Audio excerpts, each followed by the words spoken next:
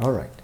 Now, before we proceed with some examples on the continuity equation, we need to take a small detour and discuss incompressibility and what that implies to the continuity equation. We will look at this from two perspectives. So we'll start with the first perspective, and so this is about incompressible.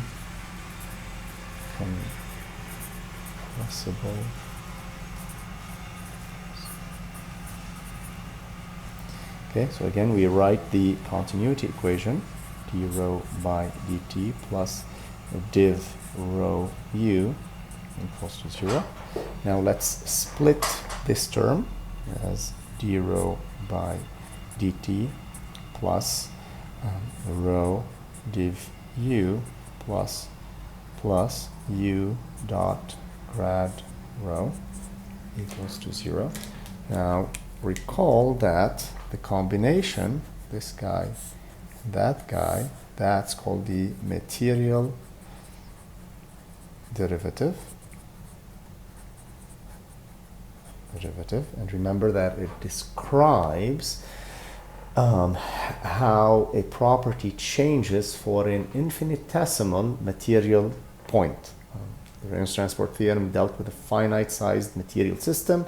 This is the equivalent of the Reynolds transport theorem for a material point. So what we're going to do, we're going to write this as d rho by dt, material derivative of the density of a material point or a fluid particle, plus rho div u equals to 0. Okay. So we're going to make two arguments for incompressibility. They're both going to mean the same thing. The first argument, okay, so argument 1 for incompressibility, and that is to say that, well, you know, while the mass of a fluid particle remains constant throughout the flow, a fluid particle is incompressible if its density does not change. In other words, you're not able to compress more material into the same volume. So in other words, rho for a fluid particle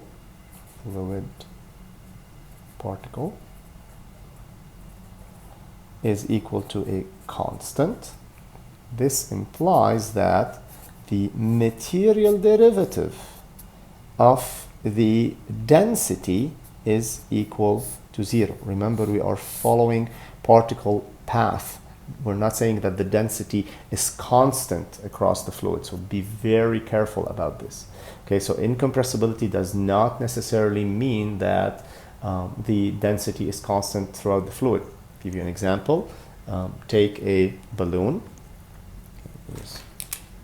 Take a balloon or a container, you know, and put in it droplets of water, which is incompressible, and droplets of oil, okay, which is also incompressible, and shake them. So the density across this entire container, rho, is not constant in space and time, okay, constant, but for a material element, so for one of these particles, wherever they go, the density is going to be constant. So d rho by dt is equal to 0. But if you pick a point in space and, you know, particles are sloshing around, at one point you're measuring the density of the air, one point you're measuring the density of the water, one point you're measuring the density of the oil. So keep that in mind. And in fact, just to remind you that this d rho by dt equal to 0, that tells you that for an incompressible flow, d rho by dt plus u dot grad rho is equal to 0. Okay? Now, this, by virtue of the continuity equation, this necessarily implies, this also necessarily implies that div u is equal to 0. Okay? Div u is equal to 0. Just plug this back into the continuity equation from the previous page. Set this guy equal to 0. You get rho div u equal to 0. And since rho is non-zero, then div u must be 0. Now remember, div u is the net outflow of volume at an infinitesimal point. And when we say div u is equal to 0, what we're really saying is that there's no change in the volume. You can there's no change in the volume. So you can change its shape, etc., but it's going to retain the volume is going to be constant. The second way that we are going to prove incompressibility is we're going to go after this condition, and we're going to derive this condition from the change of a material volume. Okay, so we're going to consider first a very small material volume. Okay, very small material volume. Let's call this point O for origin. Okay. Now, in reality, you're going to have a velocity over here, u and v, etc., and the velocities here may be different due to gradients, and the general motion of this volume is for it to rotate and translate, etc. So if there are no gradients, it will just move along, right? But because there are velocity gradients, the velocity over here is going to be a little bit different than the velocity over here. So if we call this distance delta x, okay, and this entire volume delta v equal delta x, delta y, delta z, right? So this is going to be delta y, and delta z is going to be in the other direction, right? So delta z. Okay. For the sake of the illustration here, we're just going to assume that there is a single velocity gradient in the x direction. So in other words, v velocity does not change from this point to that point. However, it changes from this point to that point. And we're going to call this velocity as u plus du by dx times delta x. Okay, so that's an infinitesimal approximation based on the Taylor series. This du by dx gives us the rate of change of the velocity in the x direction. Okay, and same thing over here. We're going to assume that this is also equal to u plus du by dx delta x, because we're going to assume this point 2 has an axial velocity of u. So in a time increment delta t, this control volume, this not control volume, this material volume, infinitesimal material volume, is going to move just a little bit. Okay, so it's going to move just a little bit. Okay, due to this velocity, this difference in velocity. Okay, and this movement, measure this distance. What is this distance? Okay, it's actually du by dx times delta t. Okay, so this distance is actually, yes, du by dx delta x, right, times delta t. That's this little distance over here.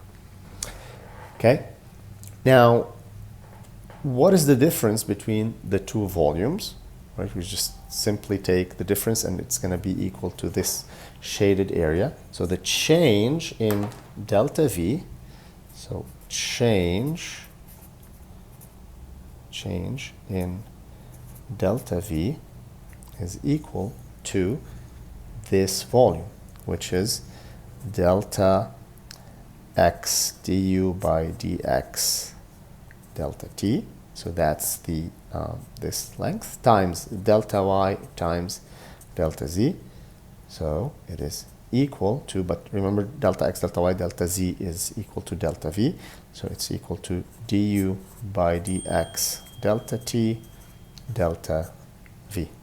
Okay, so that's the change in delta v. Now the rate at which this volume is changing is given by the time derivative of this change. So if we take d delta v by dt, that is going to give us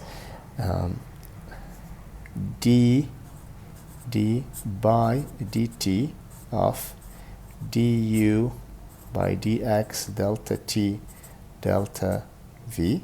Now in such a small increment of time, what we get is equal to delta v times du by dx.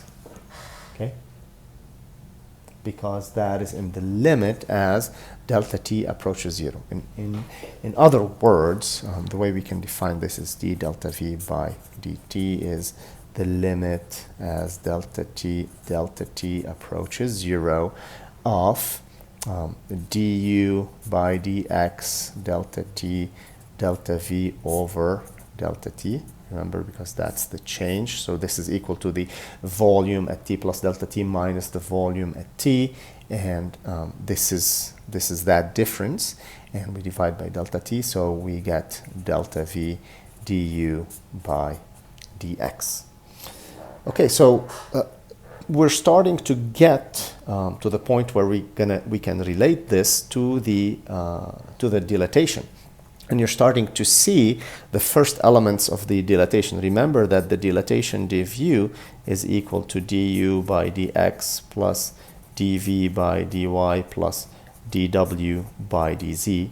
This is the first element of dvu. And in fact, if you repeat this same analysis and you assume you do the same thing, but you do it for all three velocity components, u, v, and w, and you extend the cube appropriately, what you're going to get is d delta v by dt is equal to delta v div u. Now a better way to write this is to do the rate of change of volume per unit volume, so we don't depend on the size of the volume, so we typically write this one over delta v dv by dt is equal to div u.